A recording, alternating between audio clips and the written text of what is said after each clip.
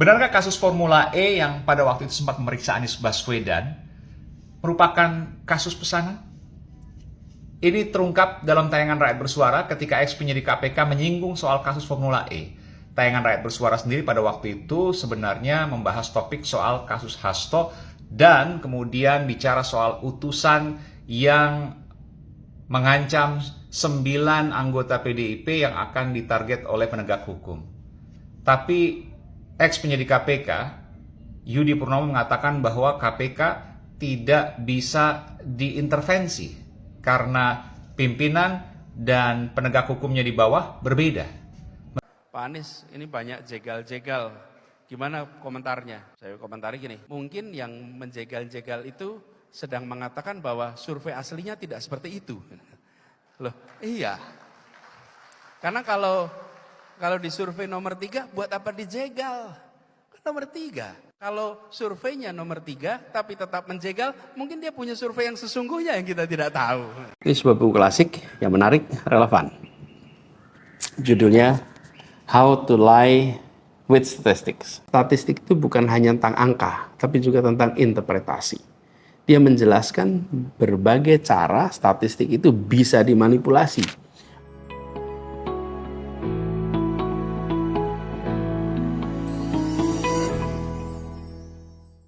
Assalamualaikum warahmatullahi wabarakatuh. Apa kabar semuanya? Selamat datang kembali dalam pembahasan buku. Nah, hari ini saya akan membahas sebuah buku yang usia bukunya sebenarnya karyanya udah lama. Ini sebuah buku klasik yang menarik, relevan. Judulnya How to Lie with Statistics. Ini karya Darrell Hoff. Buku ini pertama kali diterbitkan tahun 54, jadi 71 tahun yang lalu. Tapi pesan-pesannya masih relevan dan berguna sampai sekarang. Saya ingat ketika saya mengambil program doktoral di Amerika, pada waktu itu kita semua ambil mata pelajaran econometrics, statistik. Nah, itu sangat serius, tapi kemudian saya ingat dosennya, dia bawa buku dan dia bilang, ini baca buku yang santai, kalau weekend Anda ada waktu longgar, baca buku ini.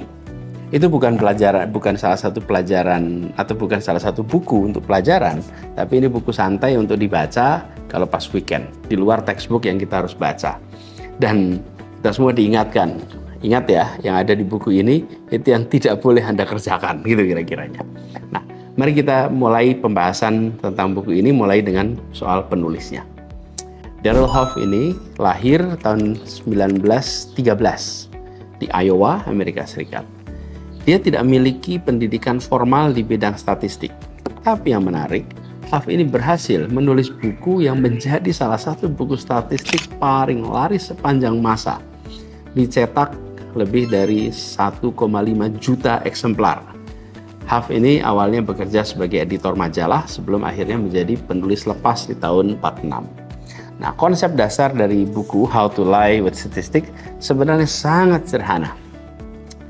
Tapi kesederhanaan yang penting, Hoff ingin menunjukkan kepada kita semua bahwa statistik, meskipun amat bermanfaat, sering dianggap sebagai fakta yang objektif, yang sebenarnya bisa dimanipulasi untuk menyesatkan pembacanya atau penggunanya. Nah, buku ini mengajak kita bersikap kritis, bersikap skeptif dalam artian yang positif terhadap statistik yang kita temui keseharian, baik di berita, di iklan, di hasil penelitian, hasil survei, yang itu semua dia katakan harus dilihat secara kritis. Nah, itu sebabnya saya rasa kenapa dosen kami dulu ketika program doktoral memberi ini sambil ngasih pesan, jangan ngerjakan yang ada di sini ya, itu jangan Anda kerjakan. Nah, salah satu argumen utama Hoff adalah statistik itu bukan hanya tentang angka, tapi juga tentang interpretasi.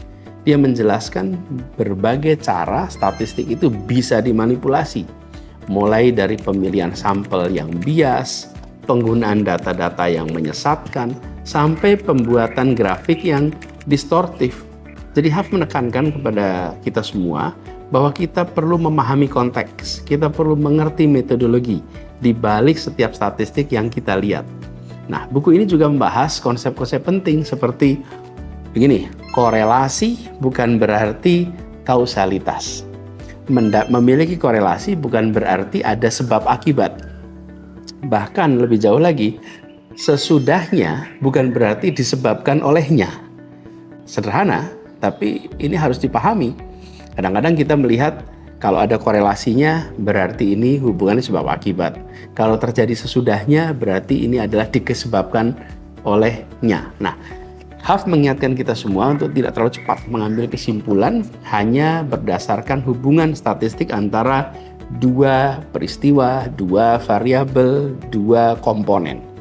Dia mengajak kita untuk selalu mencari penjelasan alternatif dan mempertimbangkan faktor-faktor lain yang mungkin berperan dalam menjelaskan sebuah peristiwa.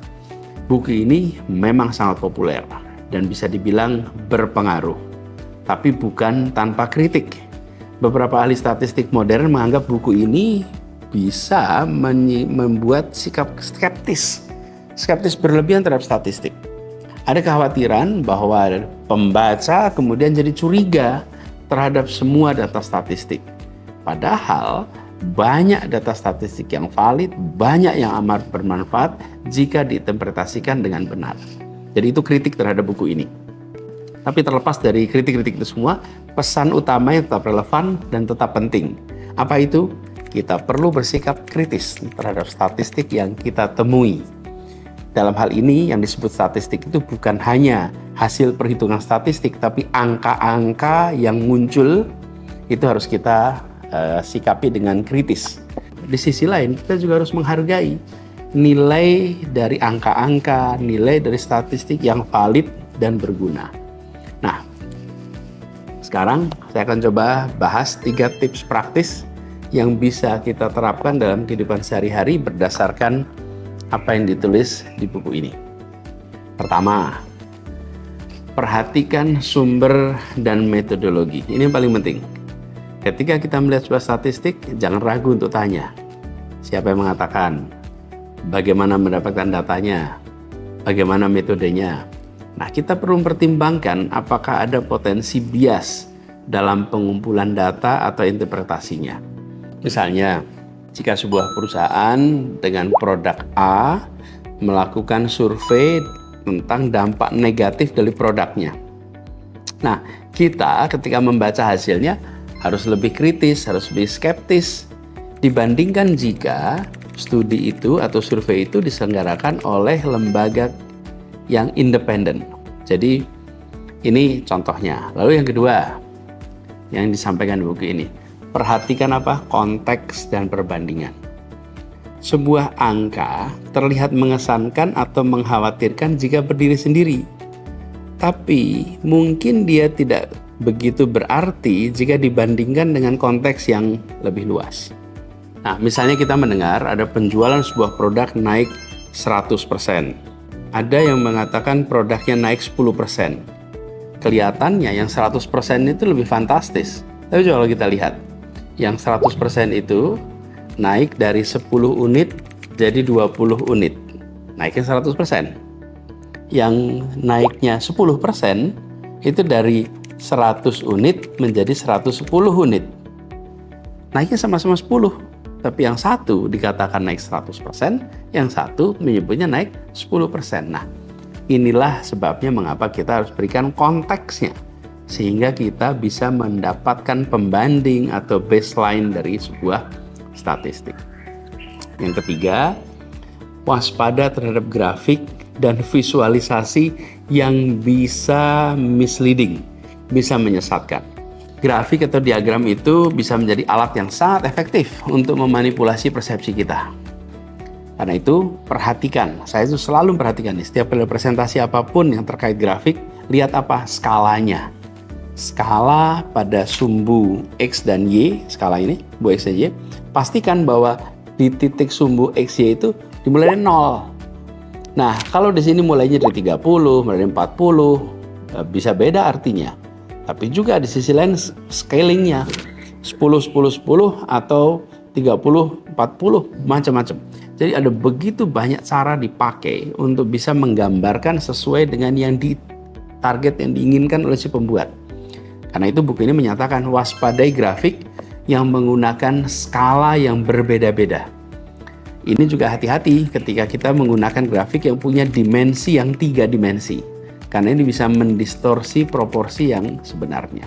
Dengan Halo teman-teman, berjumpa bersama saya di Politik Dangi. Kalau kita mencermati belakangan ini teman-teman ya, banyak yang bilang Anies Baswedan itu pengangguran dan sebagainya. Banyak yang bilang Anies Baswedan itu tidak punya kerjaan. Teman-teman harus tahu, kenapa negara ataupun banyak orang yang malah ketakutan sama Anies Baswedan dan sampai detik ini pun masih menjadi barang pembahasan atau media pembahasan teman-teman ya. Apakah ini memang mereka khawatir bahwa Anies Baswedan ini ya menjadi ancaman di 2029 nanti ya? Kalau kita melihat bagaimana Aiman membongkar ya acaranya teman-teman ya, di situ dia mengatakan atau bertanya kepada penyidik KPK, apakah kasus Formula E itu adalah pesanan.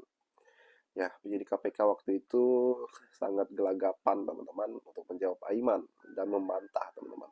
Tapi publik pasti meresponnya berbeda ya. Apa yang dikatakan Hasto pada saat podcast dulu ya teman-teman, itu mengungkapkan fakta yang sebenarnya. Bagaimana menurut kalian?